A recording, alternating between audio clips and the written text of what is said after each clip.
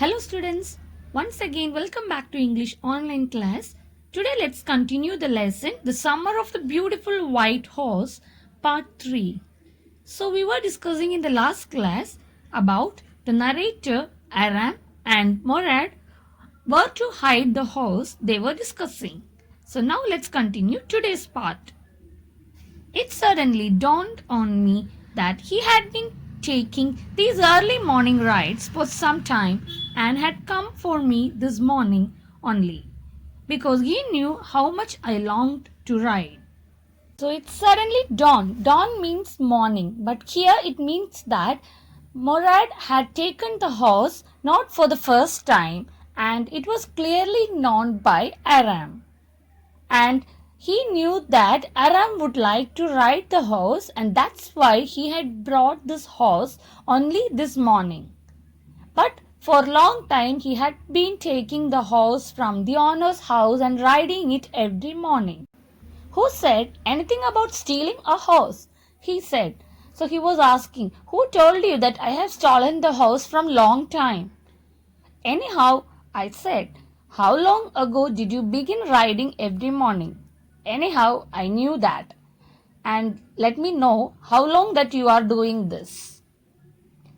So now he is waiting for Morad to answer how long he was riding the horse.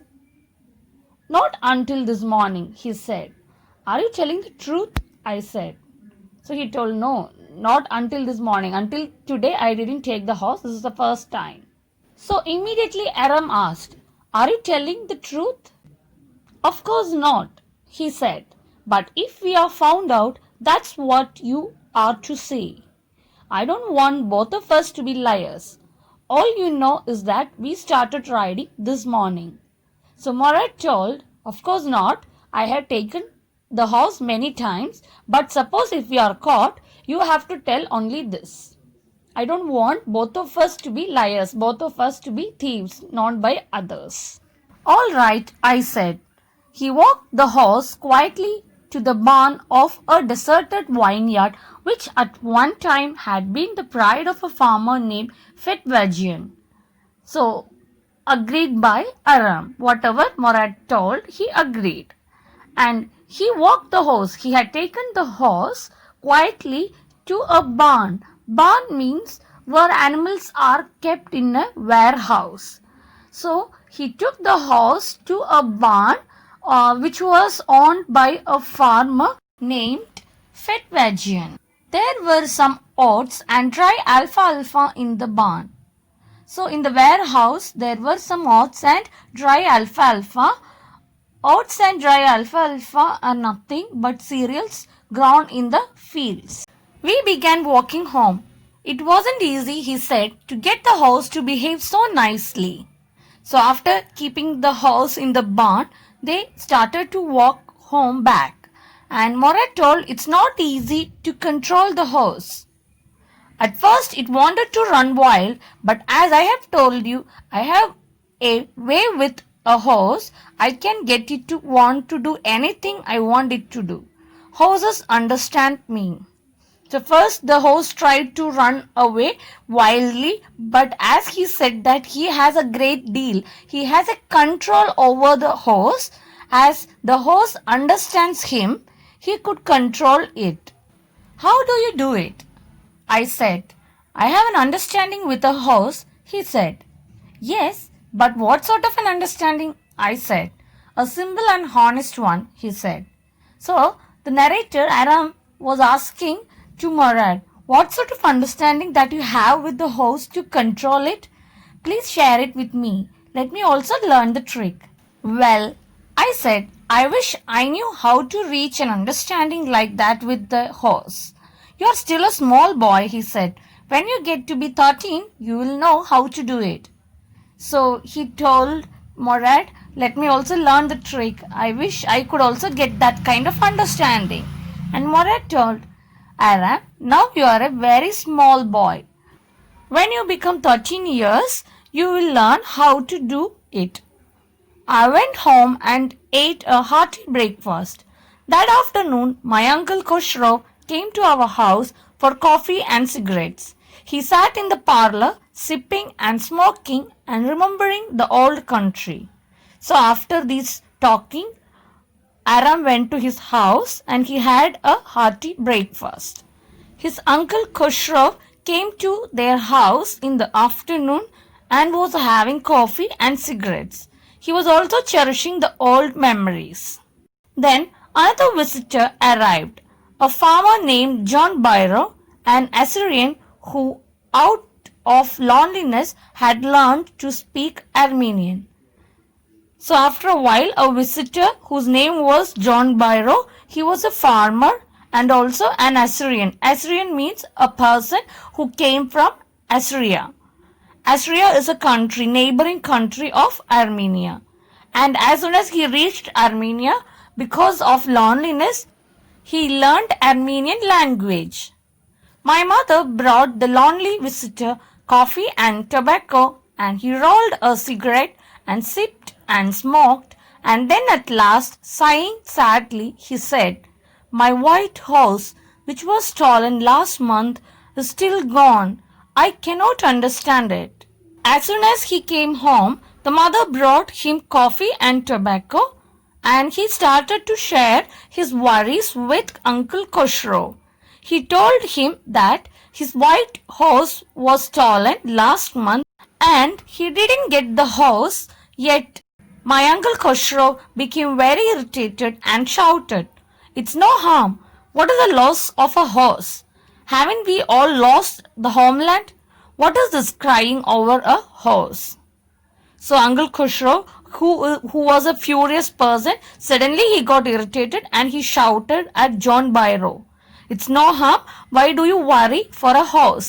We have already lost our homeland. So don't bother about a horse." "That may be all right for you, a city dweller, to say," John Byro said. "But what of my Surrey? What good is a Surrey without a horse?" So John Byro told that maybe being a city dweller, it may be okay for you. But what I will do with my Surrey? Surrey means a four-wheeled vehicle, a horse carriage to take people with 2 or 4 seats. So he was asking what I will do with my Surrey without a horse. So that was a question asked by John Byro. "Pay no attention to it," my Uncle Khosrow roared. "I walked 10 miles to get here," John Byro said. "You have legs," my Uncle Khosrow shouted. So immediately Uncle told, "You don't want to bother about a silly horse." And John Byro told, "I had to walk till here from my house because my horse is missing." And immediately Khosrow told, "You can walk as you have legs, so why do you worry?"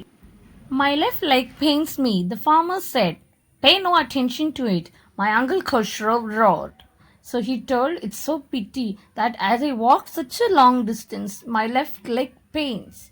And immediately Khosrow roared, "Pay no attention to all those pain." "That horse cost me $60, the farmer said. "I spit on money," my Uncle Khosrow said. So again the farmer told, "I bought that horse for $60. And Uncle Khosrow again shouted, "I spit on money. I don't give any importance for money." He got up and stalked out of the house, slamming the screen door, my mother explained. So immediately Khosrow got up and he stalked. Stalked means walked quickly into the room, and the mother was explaining. "He has a gentle heart," she said. "It is simply that he is homesick and such a large man." The farmer went away and I ran over to my cousin Murad's house. So the mother was speaking in favor of Uncle Khosrow. She told that he has a gentle heart and why he is behaving in an annoying and furious way, because he was homesick and he was such a huge man. And as soon as the farmer went to his house, Aram left to meet Murad. Now let's discuss a quick summary of today's class. Arrival of John Byro. He was a family friend and he was an Assyrian farmer. His white horse was missing, so he had to face many problems.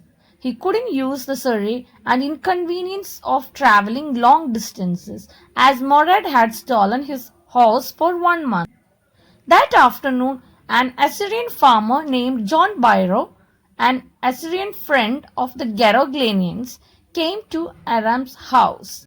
He reported to Aram's mother that his white horse, which had been stolen a month ago, was still missing. Hearing this, Aram concludes that Morad must have had the horse for a long time. Khosrow, who was at Aram's house when Byro came, shouted, "It's no harm," to such an extent that Byro was forced to leave to avoid responding. Aram ran to Morad to inform him about Byro's arrival. Aram also pleads with Morad not to return the horse until he could learn to ride. So let's wind up here. Hope you have understood the video. Thank you all.